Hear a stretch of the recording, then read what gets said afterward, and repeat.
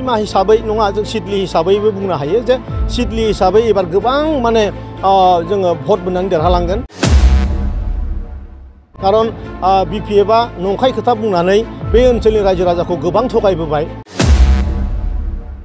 सिमा हिसाबै नङा जों सिडली हिसाबैबो बुंनो हायो जे सिडली हिसाबै एबार गोबां माने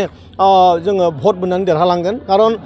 बिपिएफआ नंखाय खोथा बुंनानै बे ओनसोलनि रायजो राजाखौ गोबां थगायबोबाय 4 बोसोरनिबो बारलांबाय प्रत्येक बारावनो बिथांमोना सरकारा बायगोन होननानै बिपिएफनि जि सिदा सादा रायजो राजाफोर दं बिथांमोनखौ मिसगाइड खालामबोदों बे खोथाखौ सिडलीबासि रायजोआ बुजिबाय जे बेसेबां आरो बे जेन्नाय पार्टिजों थाबाय थानानै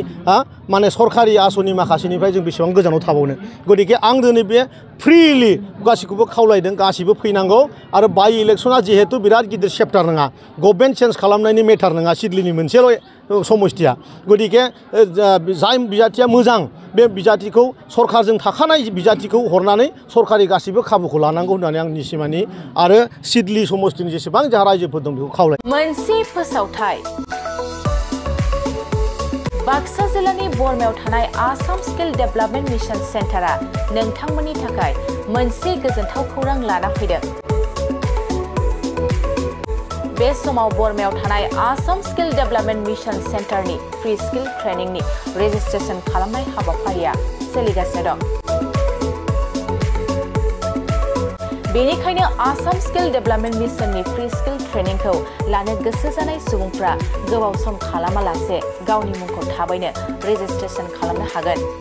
बेयाव थानाय सोलोंनो गोनां हाबाफारिफ्रानो जाबाय पिकजारि आरो बेककीपार आरो नोंथाङा बे फ्री स्किल ट्रेनिंखौ लानो थाखाय थाखो 8 उथ्रिसारनाय जानांगोन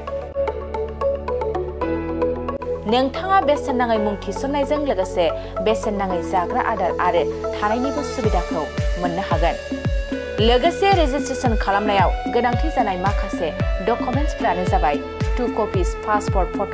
marksheet bank passbook ST certificate Aadhaar कार्डजों लिंक थानाय mobile number employment exchange registration certificate नोंथाङा आबुङै मिथिनो थाखाय 8011133336 बे जानबुं नम्बरनि गेजेरजों जगाजग खालामनो हागोन